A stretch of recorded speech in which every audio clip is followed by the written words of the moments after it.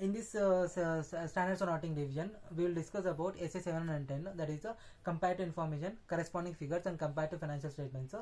Comparative information. What is comparative information? What is the objective of the auditor? The objective of the auditor is to obtain sufficient and appropriate audit evidence regarding comparative information, corresponding figures, and comparative financial statements. Here, comparative information. Comparative information is the amount and other disclosures of the prior period financial statements have been presented in the current period is nothing but comparative information. What is corresponding figures? Corresponding figures are the amount and other disclosures of the prior period have been presented or have been made as integral part of current period financial statements and have been referred along with current period figures. Then it is corresponding figures. Next, what is comparative financial statements? Comparative financial statements is the amount and other disclosures of prior period one or more amount and other disclosures of entire financial statements of one or more prior periods has been presented in current period financial statements. Then it is comparative financial statements.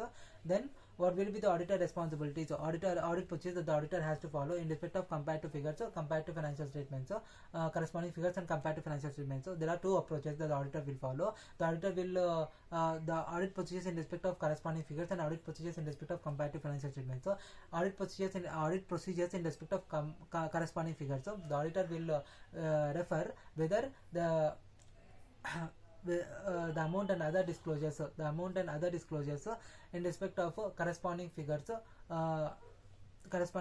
have been appropriately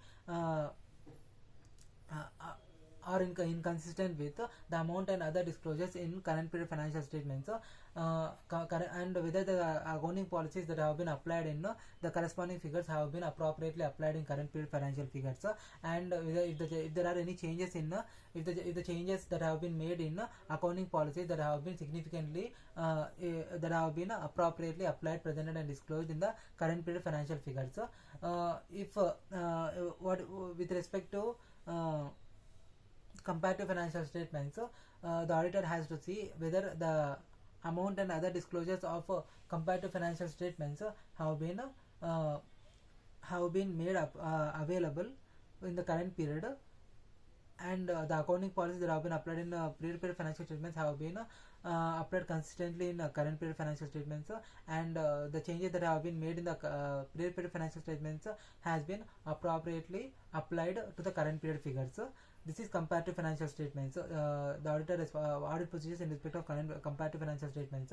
Next, here if there is the material inconsistency exists in the corresponding figures, if the corresponding figures has been audited by the predecessor auditor, or if it is not audited, if it has been audited by the predecessor auditor, and if the modified opinion has been expressed by him, then the auditor has to follow, see whether the material the auditor has to inquire whether the material inconsistency still exists in current period figures, and auditor has to issue a modified opinion if the material inconsistency still exists in current period figures.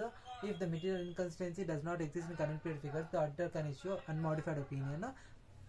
And if the prior period financial statements are not audited, then auditor has to obtain sufficient and appropriate audit evidence that there are no material inconsistencies exist in opening balances of current period financial statements. Next, current period financial statements. This will be mostly the reporting requirements in respect of reporting requirements are obviously if the material inconsistency exists in comparative information, corresponding figures, or comparative financial statements. If it is material and